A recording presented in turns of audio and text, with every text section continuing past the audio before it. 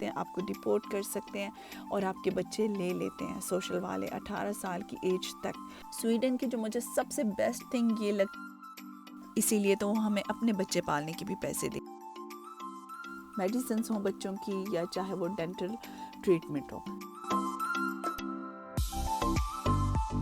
السلام علیکم جی، welcome back in another video. کیسے آپ سب لوگ؟ امید کرتی ہوں سب ٹھیک ہوں گے انشاءاللہ، اور میری آواز سے تو آپ کو پتہ چل ہی رہا ہوگا کہ میری طبیعت کیسی ہے اور میرے حال احوال کیا ہیں، کیونکہ ونٹر اپنے پیک پر ہے اور ہر طرف اتنی زیادہ ٹھنڈ ہے کہ آپ نہ چاہتے ہوئے بھی سردیوں کے تحفے قبول کرنے پڑتے ہیں بیماری کی صورت میں۔ سو پلیز آپ بھی میری آواز کو اگنور کیجیے گا۔ اور جیسے کہ لاسٹ ولاگ میں نے آپ کو بتایا تھا کہ میں ڈنمارک میں آئی ہوئی ہوں، کوپن ہیگن، تو بس مجھے کچھ چیزیں چاہیے تھیں، تو میں نے سوچا کہ یہ بہت اچھا موقع ہے، میں ایمان کو پپو کے پاس چھوڑ دیتی ہوں اور ضروری جو بھی مجھے چیزیں لینی تھیں اس کے لیے میں سینٹر آ گئی تھی۔ سویڈن جو کہ ہم لوگ سنگل فیملی رہتے ہیں اور وہاں پر یہ بہت بڑا میرے لیے مسئلہ ہو جاتا ہے کہ اگر مجھے کہیں باہر جانا ہے، ہسبینڈ جاب میں ہوتے ہیں، تو مجھے ایمان کو ساتھ ہی لے کے جانا پڑتا ہے۔ اور آپ کو پتہ ہے کہ جب بچوں کو شاپنگ پہ لے کے جاؤ، اگر بچوں کی چیزیں لینی ہیں تو دیٹس فائن، بٹ اگر آپ کو اپنی چیزیں دیکھنی اور بچوں کو ساتھ لے کے جائیں تو پھر بچوں کی فرمائشیں ختم نہیں ہوتی اور آپ اپنی چیزوں پہ فوکس نہیں کر پاتے۔ سب ماں اس بات سے ایگری کریں گی، ہے نا؟ بیٹی میری ایمان جو ہے وہ 10 ایئرز اولڈ ہے ماشاءاللہ، اور کافی مجھے اس کے لیے ٹینشن نہیں ہوتی اگر میں اسے اکیلے چھوڑ کے جاؤں۔ وہ کچن کی سائڈ پہ بھی نہیں جاتی، کوئی ایسی اس کی مجھے ٹینشن نہیں ہے۔ لیکن کیا ہے نا کہ سویڈن میں یہ رول ہے کہ آپ لیس دین 13 ایئرز اولڈ جو بچہ ہوتا ہے آپ اسے گھر پہ اکیلا نہیں چھوڑ سکتے ہیں، اور اس کے ساتھ یا تو کوئی گارڈین ہو یا جو اس کا بہن بھائی ہو، وہ 13 ایئرز اولڈ ہونا چاہیے یا اس سے ابو ہو۔ اگر بچہ گھر میں اکیلا ہو، کم عمر کا، اور آپ کے نیبرز میں سے کسی کو پتہ چل جائے اور آپ کے خلاف کمپلین ہو جائے تو آپ کو پھر سزا سے کوئی بھی نہیں بچا سکتا۔ یہ بہت بڑا کیس بن جاتا ہے کہ آپ نے بچے کو پروٹیکٹ نہیں کیا، آپ ایک گارڈین بننے کے قابل نہیں ہیں۔ بچوں کے بہت زیادہ رائٹس ہیں، اسپیشلی یہاں پر بچوں کے اور بوڑھوں کے بہت زیادہ رائٹس ہیں، کاؤنٹلیس ہیں، جن کو شاید میں ایکسپلین نہیں کر سکتی ہوں کہ وہ اتنے زیادہ ہیں۔ اگر آپ بچے کو گھر میں اکیلا چھوڑ دیتے ہیں، اس کو کسی بھی چیز کے لیے فورس کرتے ہیں، فار ایگزامپل جیسے رمضان ہو گیا، حجاب ہو گیا، یہ ایسے ایشوز ہیں جن کی وجہ سے بہت سارے کیسز بنے ہوئے ہیں، اور اگر یا آپ پھر بچوں پر ہاتھ اٹھاتے ہیں، ایون آپ شاؤٹ کرتے ہیں، تو ان سب چیزوں کے نتیجے میں آپ کے اوپر کیس بن سکتا ہے، جس یہاں پر سوشل کا کیس کہا جاتا ہے، اور وہ آپ کو بہت بڑی سزائیں دے سکتے ہیں۔ فار ایگزامپل آپ کو جیل میں ڈال سکتے ہیں، آپ کو ڈپورٹ کر سکتے ہیں، اور آپ کے بچے لے لیتے ہیں سوشل والے 18 سال کی ایج تک۔ اس کے بعد تو بچے یہاں پہ انڈیپینڈنٹ ہو جاتے ہیں، آزاد ہو جاتے ہیں، وہ جہاں مرضی جائیں۔ لیکن جب سوشل والے آپ کے بچے لے لیتے ہیں تو پیرنٹس کو کبھی کبھی ان سے ملنے کی اجازت دی جاتی ہے، اور بچے ایسی فیملیز کے حوالے کر دیے جاتے ہیں جن کے اپنے بچے نہیں ہوتے اور وہ بچوں کی حفاظت کرتے ہیں۔ اس پر بھی حکومت کی نگرانی ہوتی ہے۔ جو بھی قوانین کی پاسداری نہیں کرے گا اس کو اس کی زد میں آنا پڑے گا، لیکن زیادہ تر غیر ملکی اس کا شکار بن جاتے ہیں۔ کیونکہ ہم فارنرز کو یہاں کے پورے رولز پتہ ہی نہیں ہوتے۔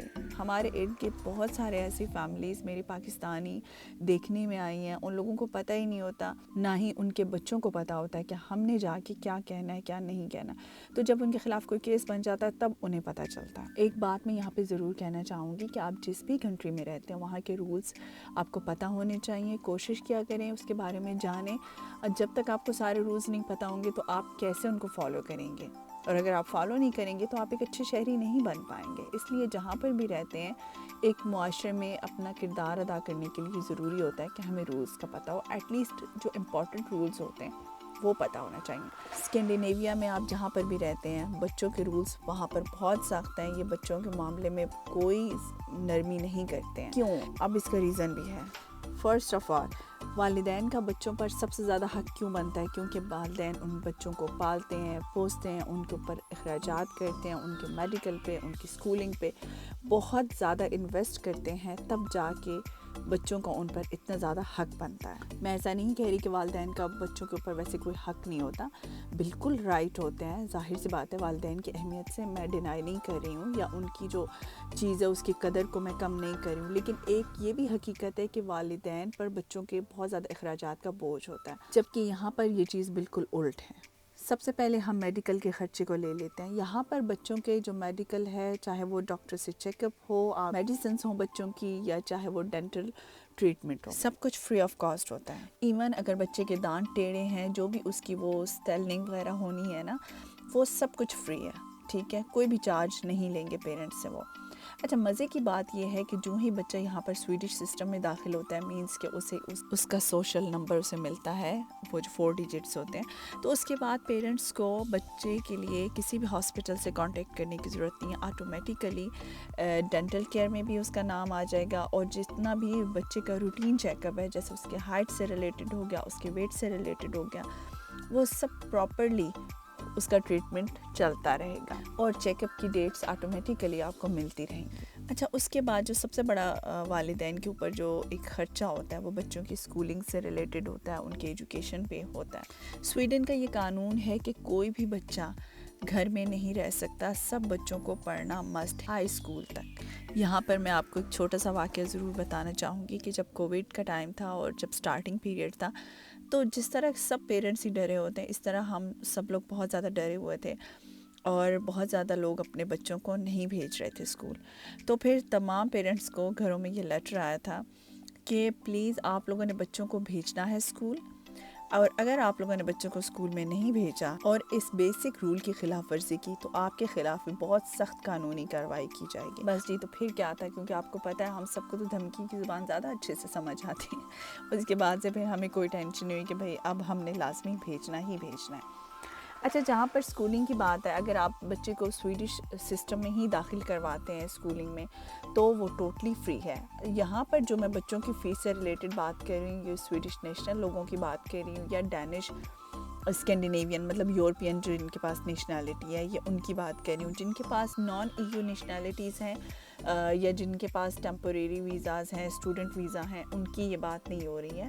ان کے بچوں کے جتنے بھی ایکسپینسز ہیں، وہ ان کی سیلری کے اکارڈنگ ہی فکس کیے جاتے ہیں. جتنا وہ ٹیکس پے کرتے ہیں، اس لحاظ سے اس کی ایک فکس کی جاتی ہے. وہ بھی ہر کسی کے لیے ایک الگ ہی رول ہوتا ہے. لیکن اگر میں نارمل، جیسے ہم بات کر رہے تھے پہلے سویڈش سسٹم کی، تو اگر ہم سویڈن میں اسکولنگ کی بات کریں تو یہاں پر کوئی ٹیوشن فی نہیں ہوتی، کوئی اسکول کی فیس نہیں ہوتی.